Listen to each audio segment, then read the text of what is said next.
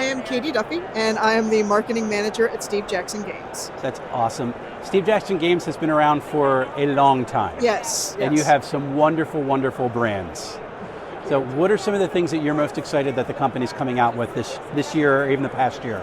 Well, Munchkin Shadowrun is very exciting. I'm really more of a tabletop role player, so I know of Shadowrun. I haven't had the chance to play it yet, but of course it's legendary, and so to bring that property to the Munchkin universe it's been very exciting for fans of both franchises, of both properties. That's awesome. So it's been very fun to see the reactions that people have when they see Shadowrun.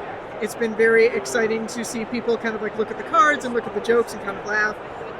The Munchkin Shadowrun has a new way to win, the Matrix track, where you can like hack the Matrix. So it's been fun to see people get excited about that. Oh, that's awesome too. Yeah, and then also Car Wars Orange Purple. My dad's a race fan. Okay. So it's not strictly a racing game. It's a kind of car battle game. Gotcha. But it's been a lot of fun to learn that. My husband and I play it from time to time, and it kind of got me into mini painting. So now I have a completely separate hobby within the tabletop hobby. So. Once you get, I have not gone there yet, because once you get into mini painting, I know the well never ends. Yes, we got some glittery paints from Turbo Dork actually, and yeah, I always told myself I'm not going to get into minis. That's like a little bit too involved, and now I'm looking for excuses to get one of these. I love everything about that. And Car Wars is one of those ancient games that people just keep loving year in and year out, which is great. It's been really, really wonderful. I know at Gen Con it was really cool to see parents or even grandparents showing their kids or grandkids, look at this game that I used to play.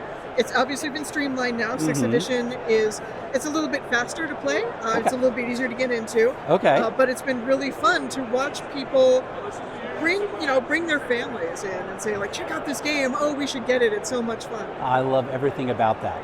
Now, my question for the Shadow Dark Munchkin, and I'm interested in this, Munchkin's this kind of whimsical, stab your fellow players in the back type of game. Yeah.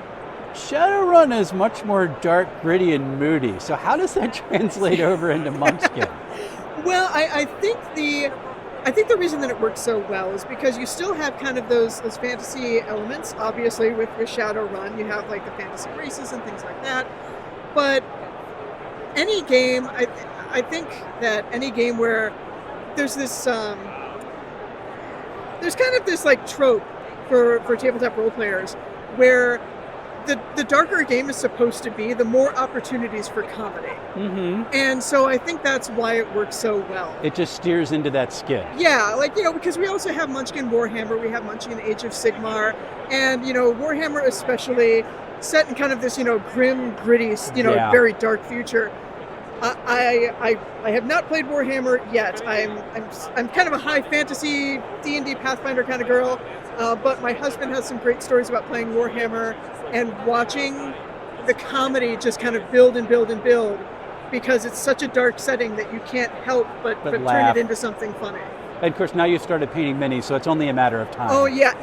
I have friends who they found out I was painting minis, and they're like, "Just wait, you will get into Warhammer. You will paint armies." That's awesome. Well, thank you so much for your time. I hope the con goes really, really well for you. Thank you so much. I appreciate it. Have a wonderful day. You too.